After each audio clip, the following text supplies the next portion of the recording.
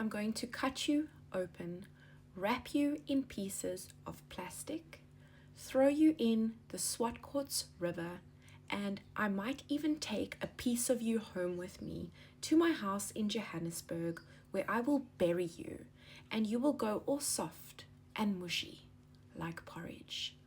Those were the words of one of the alleged kidnappers that they said to 62-year-old Tracey Fourie after accosting her, kidnapping her, and taking her into captivity. Now, this story is not for sensitive viewers. Trigger warning applies. And stories like this, Tracey is an amazingly brave woman. Stories like this show us that the trauma that these kidnapping victims have to endure, as well as the threats that they receive. Now, we know that Tracey was returned unharmed, but the experience that she went through is something that is simply unacceptable. It is horrific.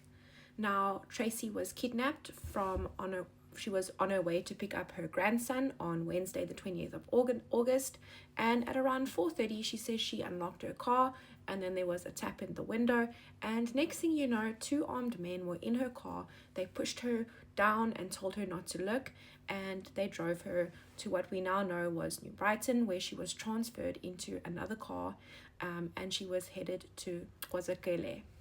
We know this is a case of mistaken identity. We know that they thought that Tracey was someone else, that the alleged kidnappers thought that she was the wife of Chris Kaletis, who was previously kidnapped in PEGQ around a month ago.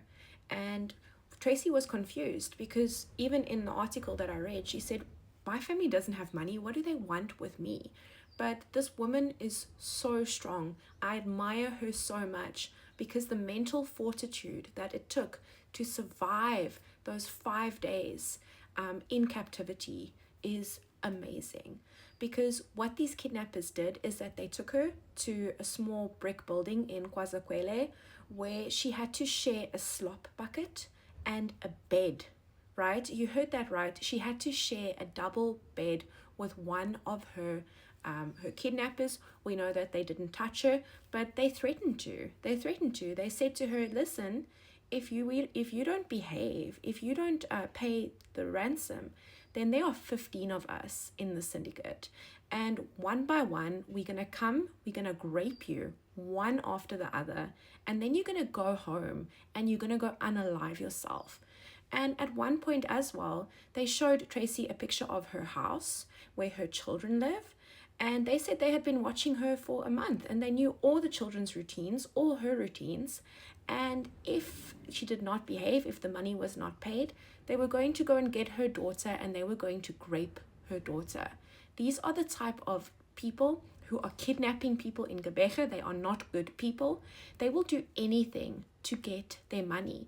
And when I broke the story previously, I also spoke about how they threaten to grape women and they tell the partners of the women who they are communicating with ransom that we will grape them and we will take a video of it and we will send it to you if you do not pay us. Now, during her time in captivity, sometimes they were nice with her. Sometimes they offered to bring her KFC, which she refused. Other times they bought her tea and bananas and yogurt. And it got to the point where Tracey found a piece of glass and she thought to herself she would carve on the wall just, to let someone know that she had been there. And it got to the point where she thought to herself that, you know what, I'm going to unalive myself on my own terms and not let them unalive me.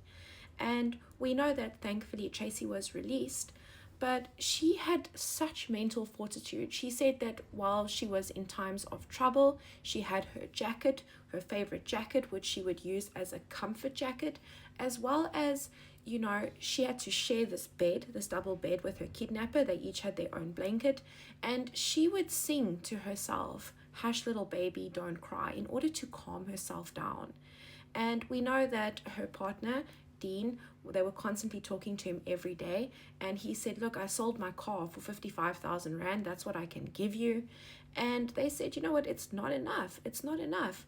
And she was terrified, because I can imagine the stress that Dean must have had to try and get out, to get hold of all this money quickly.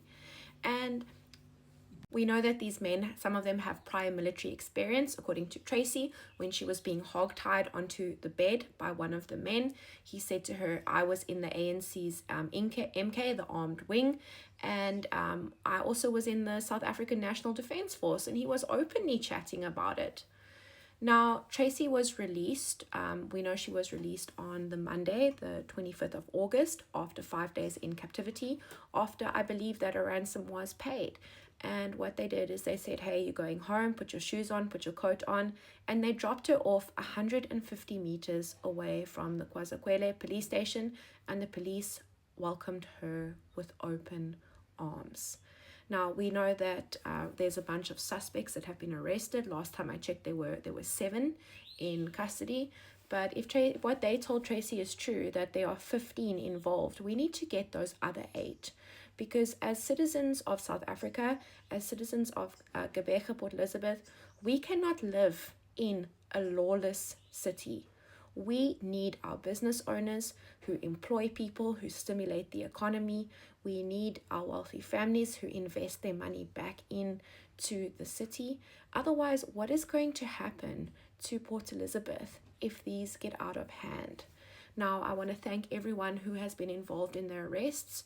I know it is the SAPS, as well as Magma Security, as well as Black Ops Security Solutions. And I just want to thank all the members of law enforcement, as well as the Hawks, who were involved in this operation for making Port Elizabeth and Gqeberha a safer place. And I just want to end this off by saying that I think Tracey is an amazing woman. She is a strong woman. And something that has resonated a lot with me last week was when that information came out that there are insiders in the banks. And I was thinking about it the weekend. Insiders in the banks who are leaking information about what exactly is in people's bank accounts, down to the cent. And this is allegedly how the syndicates are targeting people in Gqeberha, because sometimes ransom demands come in and even the family or the friends didn't know exactly how much this person had. And I was thinking about it this weekend that, you know, our bank history tells us a lot. It tells us where we go through the day. Let's say you go and get a coffee every morning, and someone who has access to your banking history essentially has access to a timeline of your life. And I just hope that the banks, that they crack down on these people who are leaking this information, and that they prosecute them and put systems in place to prevent things like this happening in future.